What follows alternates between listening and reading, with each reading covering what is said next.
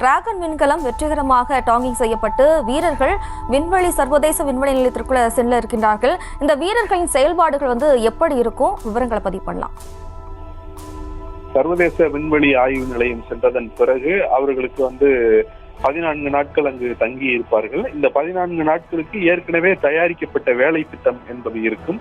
அவர்கள் எப்பொழுது தூங்க வேண்டும், எத்தகைய உணவுகளை அவர்கள் உண்ண வேண்டும், உடற்பயிற்சிகளை எவ்வளவு நேரம் மேற்கொள்ள வேண்டும் என்பது உள்ளிட்ட எல்லா வேலை திட்டங்களும் முன்னரே அது திட்டமிடப்பட்டிருக்கும்.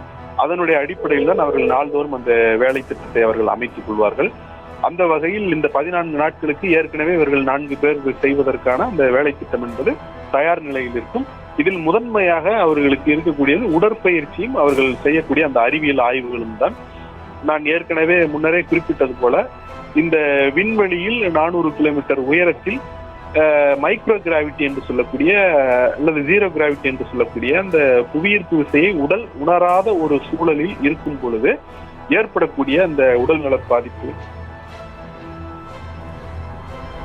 பாதிப்புகள் என்பது எலும்புகளுக்கும் இரத்த ஓட்டத்திற்கும் சதை நரம்புகளுக்கும் அல்லது சிந்திக்கும் திறனுக்கும் அங்கு விண்வெளி ஆய்வு நிலையத்தில் இருக்கும் போது தூங்கும் போது ஏற்படக்கூடிய சூழல்கள் இவற்றையெல்லாம் அடிப்படையில் தங்களை பாதுகாத்துக் கொள்வதற்காக அவர்களுக்கு திட்டமிடப்பட்ட உடற்பயிற்சிகள் என்பது வழங்கப்படும். அவர்கள் பெரும்பாலான நேரம் அந்த உடற்பயிற்சிகளில் அவர்கள் செலவிடுவார்கள்.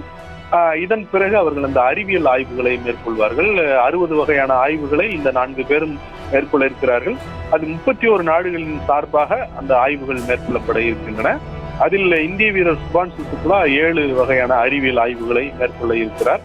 அவரது உடல் இயங்கியலில் ஏற்படக்கூடிய பிசியாலஜி சொல்லக்கூடிய அந்த உடல் இயங்கியலில் ஏற்படக்கூடிய மாற்றங்கள் உட்பட வேறு சில நுண்ணுயிரிகளை வைத்து மேற்கொள்ளக்கூடிய ஆய்வுகள், அதே போல கணினி போன்ற முறைகளை அந்த சூழலில் பயன்படுத்தும் பொழுது அந்த ஹியூமன் மெஷின் இன்டராக்ஷன் என்பது எப்படி இருக்கும் என்பது தொடர்பான ஆய்வுகள், அதே போல விண்வெளியில் அந்த கதிர்வீச்சு அதனால் ஏற்படக்கூடிய பாதிப்புகள் என அதே போல சிறு பயிர் வகைகளை வளர்த்து பார்ப்பது, அவை எப்படி துளிர் விடுகின்றன, அவை எப்படி முளைத்து வருகின்றன, அதற்கு எத்தனை நாட்கள் எடுத்துக்கொள்கிறது, இது போன்ற அந்த பல்வேறு வகையான ஆய்வுகளாக அவை திட்டமிடப்பட்டிருக்கிறது. அந்த வகையில் சுபான்ஷு சுக்லாவும் 7 வகையான ஆய்வுகளை அவர் மேற்கொள்ள இருக்கிறார். அவருடன் சென்றிருக்கக்கூடிய மற்றவர்களும் அதே போல அறிவியல் ஆய்வுகளை அவர்கள் மேற்கொள்வார்கள். அதன் மூலம் கிடைக்கக்கூடிய அந்த தரவுகளை அவர்கள் குறித்துக் கொண்டு பூமிக்கு திரும்புவார்கள்.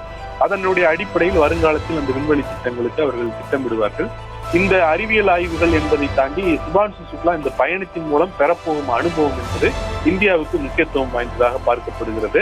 ஏனெனில் இது இந்த ஆக்சியன் 4 என்பது ஒரு தனியார் நிறுவனத்தினுடைய திட்டம்.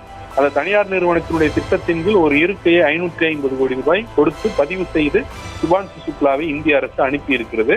இந்த சுபான்ஷு சுக்லா இந்த விண்வெளிக்கு பயணம் மேற்கொண்டிருக்கிறார் என்றால் அதற்கு இந்திய அரசு செலவிட்டிருக்க தொகை என்பது 550 கோடி ரூபாய் ஆகும்.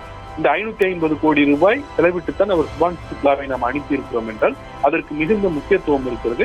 எதிர்காலத்தில் நாம் செயல்படுத்தக்கூடிய விண்வெளி திட்டங்களுக்கு சுபான்ஷு சுக்லா பெறப்போகின்ற அனுபவம் என்பது முதன்மையாக கை கொடுக்கும் என்று சொல்லலாம். ககன்யான் திட்டம் என்ற பெயரில் இந்திய விண்வெளி வீரர்களை இந்தியாவே விண்வெளிக்கு அனுப்புவது. இப்பொழுது ஒரு இந்திய வீரர் விண்வெளிக்கு சென்றிருக்கிறார் என்றாலும் கூட அவரை இந்தியா அனுப்பவில்லை. நாசா, ஸ்பேஸ் எக்ஸ், ஆக்சியம் என்ற இந்த 3 நிறுவனங்களினுடைய கூட்டினுடைய அடிப்படையில் தான் அவர் அனுப்பப்பட்டிருக்கிறார். ஆனால் எதிர்காலத்தில் ககன்யான் திட்டத்தின் மூலம் இந்திய ராக்கெட்டில் இந்திய விண்கலத்தை பயன்படுத்தி இந்திய வீரர்களை விண்வெளிக்கு அனுப்ப இருக்கிறார்கள். அது ககன்யான் திட்டம் என்று நாம் பெயரிட்டிருக்கிறோம். அந்த திட்டம் அடுத்த ஆண்டு அல்லது அதற்கு அடுத்த ஆண்டு செயல்படுத்தப்படும் என எதிர்பார்க்கப்படுகிறது. அந்த ககன்யான் திட்டத்தில் சுபான்ஷு சுக்லா அவர் தலைமை வகிப்பார். அந்த அடிப்படையில் தான் அவர் இப்பொழுது இந்த விண்வெளி ஆய்வு நிலையத்திற்கு அனுப்பப்பட்டிருக்கிறார். இந்த ககன்யான் திட்டத்தை செயல்படுத்தும் பொழுது அந்த ராக்கெட் மூலம் விண்கலம் ஏவப்பட்டு அந்த விண்வெளிக்கு அவர்கள் செல்லும் பொழுது சுபான்ஷு சுக்லா இங்கு பெற்ற அனுபவம் என்பது அவருக்கு மிகுந்த அளவில் கை கொடுக்கும். அதே போல நாமும் கூட ஒரு விண்வெளி ஆய்வு நிலையத்தை உருவாக்குவதற்காக திட்டமிட்டிருக்கிறோம். அப்படி அந்த விண்வெளி ஆய்வு நிலையத்தை உருவாக்கும் பொழுது அது உருவாக்கக்கூடிய பணியிலும் அங்கு வீரர்களை அனுப்பி வைக்கக்கூடிய பணியிலும் அங்கு மேற்கொள்ளப்பட வேண்டிய அறிவியல் ஆய்வுகள் தொடர்பாகவும் இந்த சுபான்ஷு சுக்லா பெற்ற அனுபவம் என்பது பெருமளவிற்கு கை கொடுக்கும் என்று எதிர்பார்க்கப்படுகிறது.